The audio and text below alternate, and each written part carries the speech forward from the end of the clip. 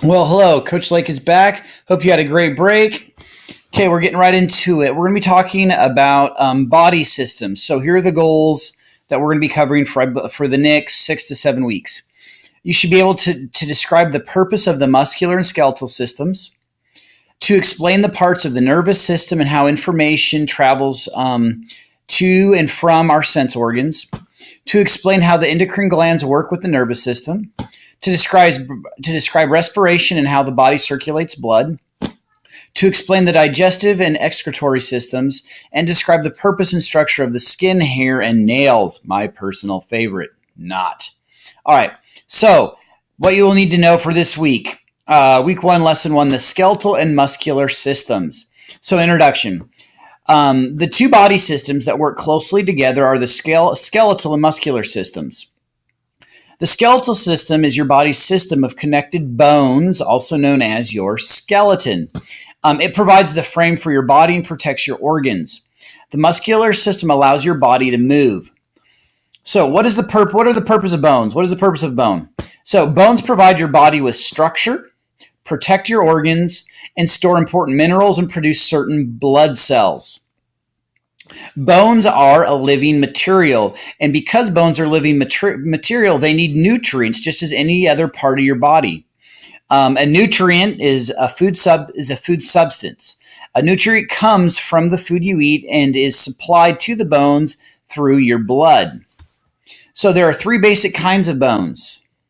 Long bones are in your arms and legs. Short bones are in such places as the wrists and ankles, and flat bones are in places like your ribs. So there's 3 basic kinds of bones: long, short, and flat.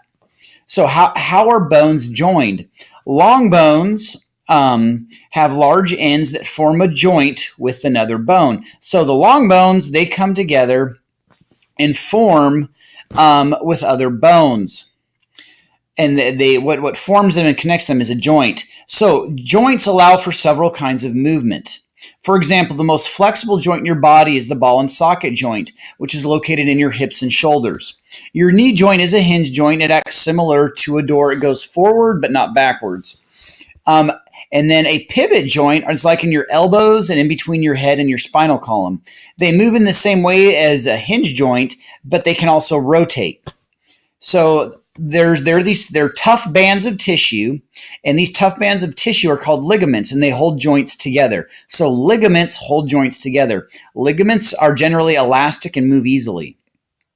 Long bones are somewhat hard on the outside, but inside there's a soft substance, and it's called marrow.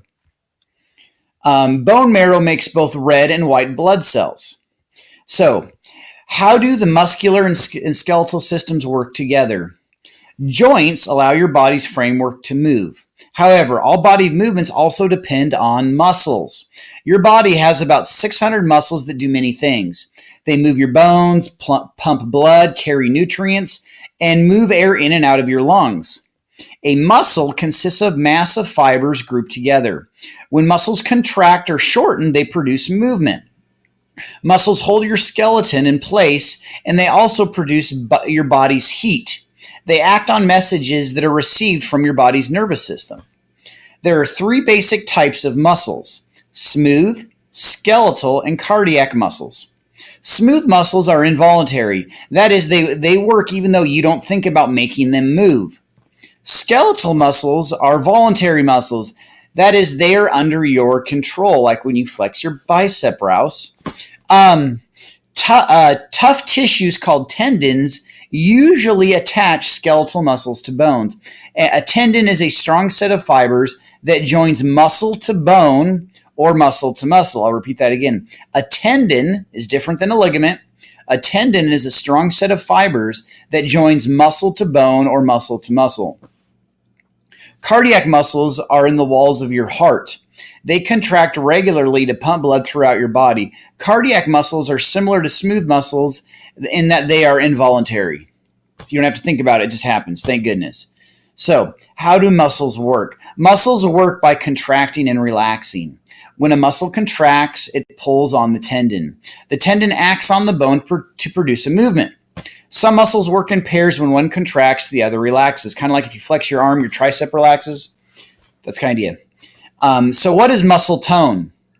Some muscles never relax completely. They are somewhat contracted at all times, and that is called muscle tone.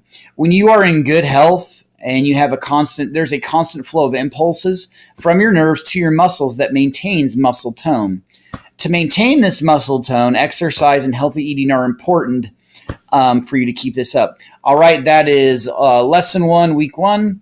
I hope you do well on the quiz. See you. Have a great week.